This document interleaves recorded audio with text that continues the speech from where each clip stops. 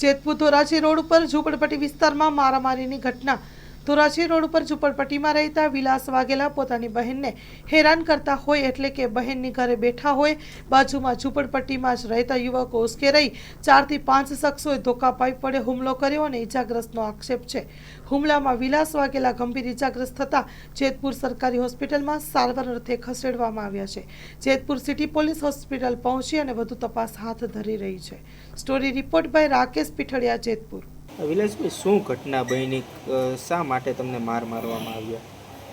સાહેબ, અમે તો આ મારી બેન છે બરાબર, નીરે છે, એટલે એ લોકો 3-4 દિવસથી ધમકાવતા હતા એમને, બરાબર છે। તો અમે તો એ અમારી બેન કે ભાઈ આ લોકો કે આવે છે તો તમે કે અમને ધમકાવે છે તો કે તમે હોય તો હાર, બરાબર છે। એટલે અમે તો એના ઘીરે જ બેઠા હતા।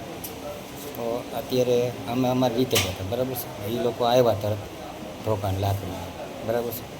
તો અમને શું ખબર કે આ મારી જ દે, અમે છોડાવવા મળીએ, અહીંયા આવીને કાંઈ ધોકો છોડ્યો, બરાબર છે। અહીંયા 2-5 પડી ગયા, એ લોકો મારી સીધા ગયા। શું મારવામાં આવ્યા? કઈ રીતે મારવામાં આવ્યા? શું હથિયાર હતા એમની પાસે? એ પાઇપનું એવું હતું, અંધારામાં કંઈ દેખાણું નહીં, પણ ધોકાને એવું લઈને આવ્યા હતા, બરાબર છે। કેટલા જણા હતા?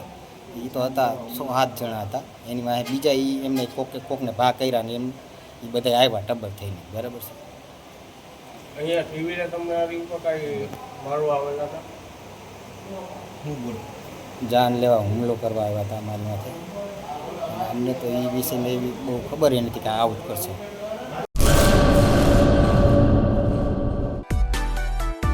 માં motor driving, safe and sure driving.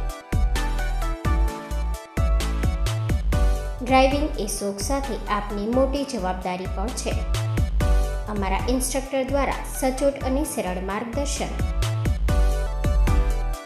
આપની રોજની તાલીમની માહિતી મેળવીને શું અધુરાશ છે એના ઉપર પૂરું ફોકસ કરાય છે।